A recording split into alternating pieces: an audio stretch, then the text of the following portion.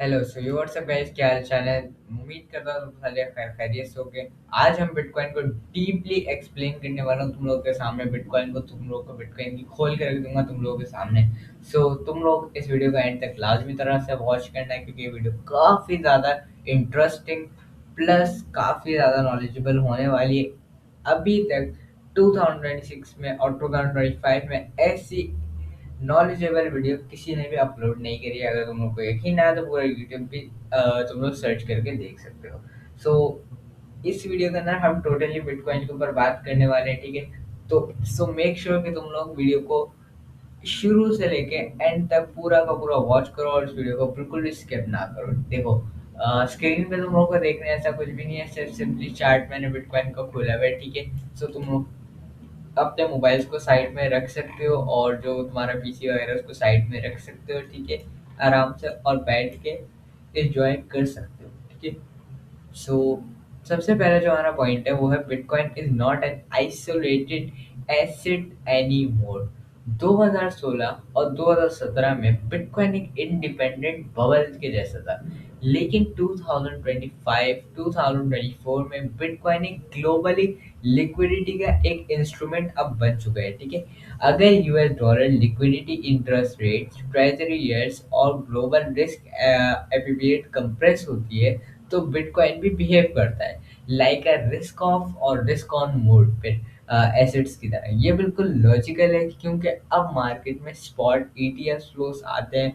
Hedge funds BTC को balance sheet assets की तरह ट्रीट करते हैं। कॉरिलेशन विद नैस्डैक, एसपी 500 और एम टू मनी सप्लाई काफ़ी हाई हो चुका है। तो जब 2025 में मैक्रो एनवायरमेंटल टाइट था, तो बिटकॉइन ने 2025 में स्पेकुलेटिव प्रीमियम लॉस किया, ना कि टेक्नोलॉजी फेल हुई।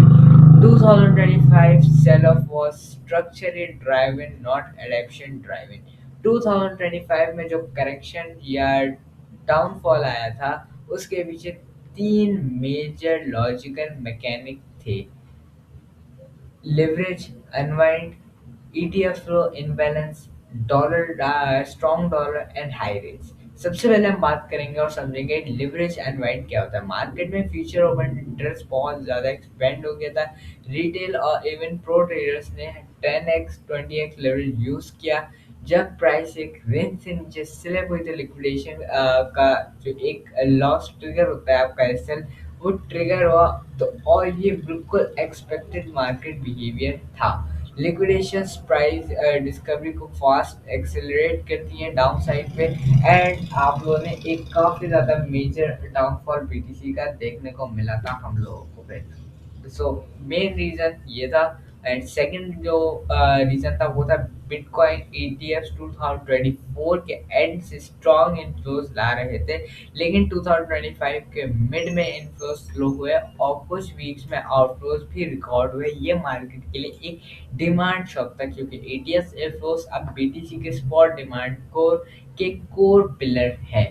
The third one is main important point: strong dollar and high rates. देखो, जब भी डॉलर का रेट हाई होता है, so that mean bitcoin will be going to down.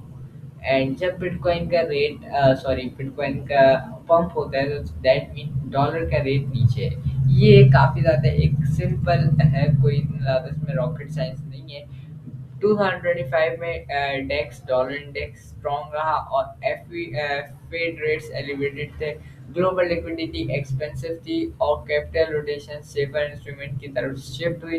Risk availability लो हुआ, बीटीसी स्पेक्युलेटिव डिमांड में लो रहा, प्राइस प्रीमियम कंप्रेस हुई। ये कोई बिटकॉइन डेड सिनेरियो नहीं था, ये macro plus leverage plus flow cycle का नेचुरल रिजल्ट आया था, जो कि हम लोगों ने मार्केट में देखा।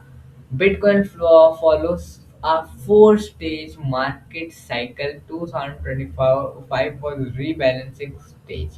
अगर हम बिटकॉइन को एक प्रोफेशनल साइकिल मॉडल से देखें, तो हमें मार्केट में चार स्टेजेस मूव करती हुई नजर आएगी: एक्यूमुलेशन, एक्सपेंशन, बुल रन जिसको हम कहते हैं, distribution, rebalancing, liquidation, fair rest.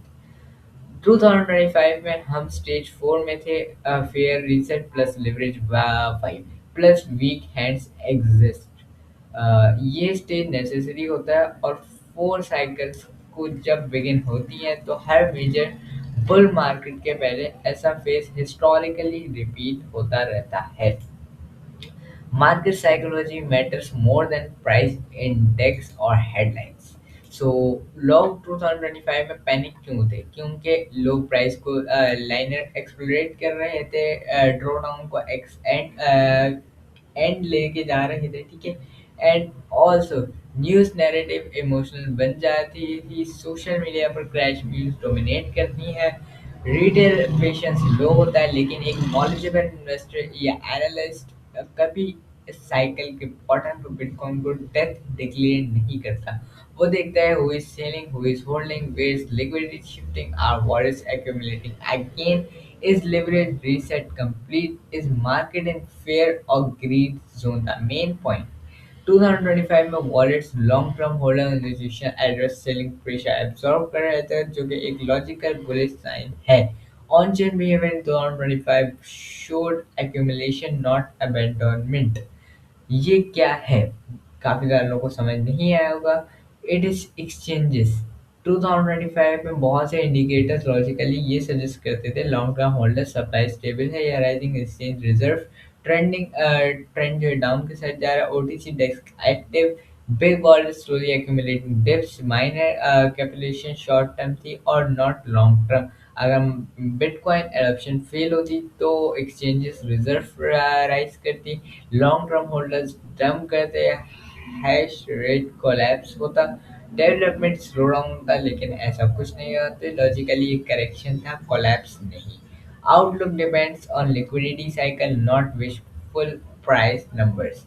अब बात 2026 की। एक एनालिस्ट कभी एग्जैक्ट नंबर नहीं बोलता विदाउट मॉडल, लेकिन हम लॉजिकल थीसिस बिल्ड कर सकते हैं। Bullish case likely if liquidity expands, Fed rate cuts, weak dollar phase, ETL inflows resume, leverage remains low, global aim to expand again, market sentiment shifts from fear to neutral or greed, तब bitcoin trend reversal plus new cycle के अंदर expansion हो सकता है और एक bullish cycle start कर सकता है, जो कि मैंने तुम लोगों को काफ़ी क्लियरली इस टाइम पे होप सो तुम लोग को समझ भी आ गया हो। मैंने काफ़ी ज़्यादा क्लियरली तुम लोग को समझा भी दिया है।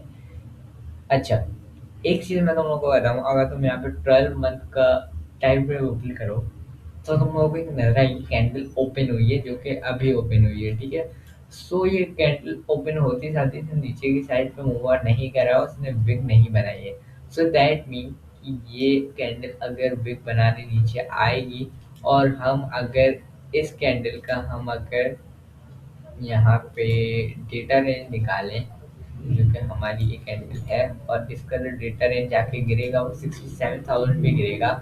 एंड अगर हम इसके डेटा रेंज को 1 वीक पे देखें, तो as you can see there is a resistance point, जो कि रेजिस्टेंस पॉइंट है, एंड देन ब्रेक होके बुलिश सॉरी सपोर्ट का जोन बना।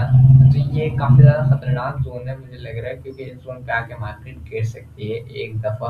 काफ़ी ज़्यादा खतरनाक रीटेस्ट हो सकता है इस लेवल तक का, बट मुझे लग नहीं रहा इतना गंदा रीटेस्ट होगा। बट अगर मार्केट ज़्यादा ज़्यादा फेयर की तरफ गई, तो मुझे लग रहा है ये लेवल भी रीटेस्ट हो सकता है बिटकॉइन के लिए, क्योंकि बिटकॉइन का लेवल है 67,000।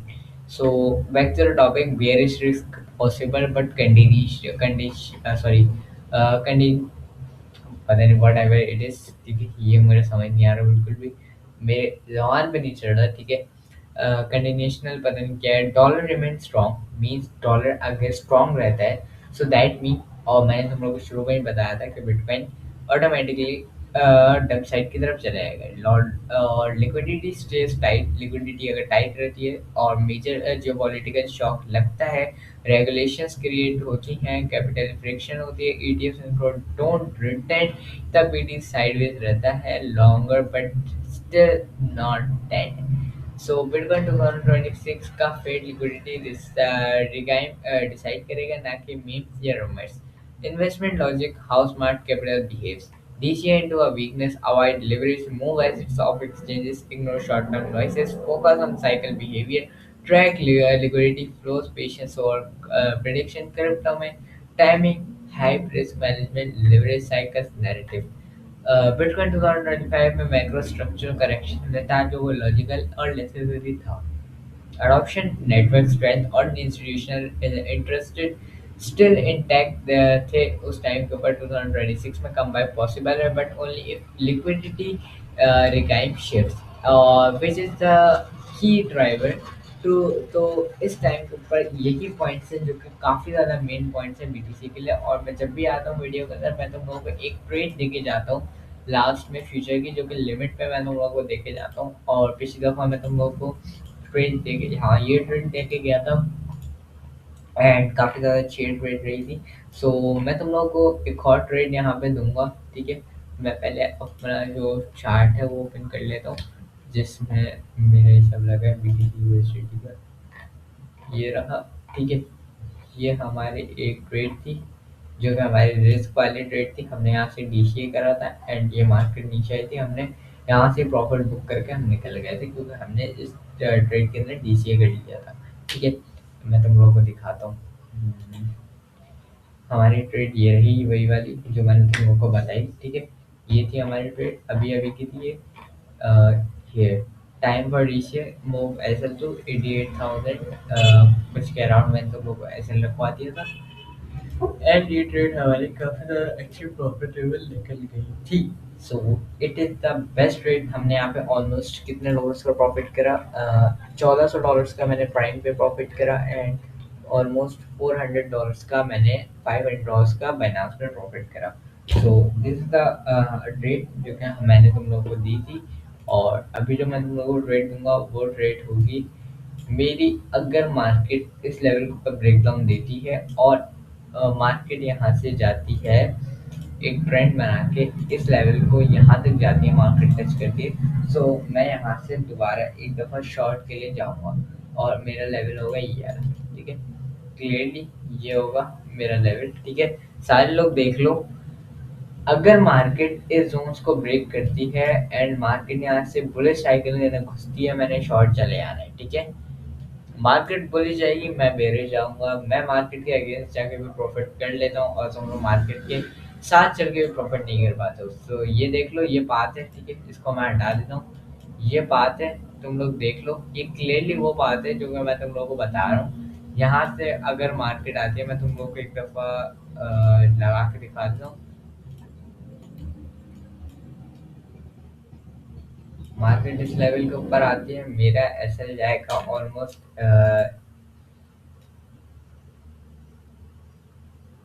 मेरा एसएल जाएगा इस लेवल के ऊपर और मेरा टीपी जाएगा इस लेवल के ऊपर। सो सारे लोग मेरा टीपी और एसएल देख लो। सेम ये कॉपी लिमिट के साथ लगा लेना। मैं तुम लोग को दिखा देता हूँ क्या लेवल है बाइंग का। 89,450 लेवल बाइंग का है और एसएल है 90,000 पे एंड टीपी है 87,400 पे।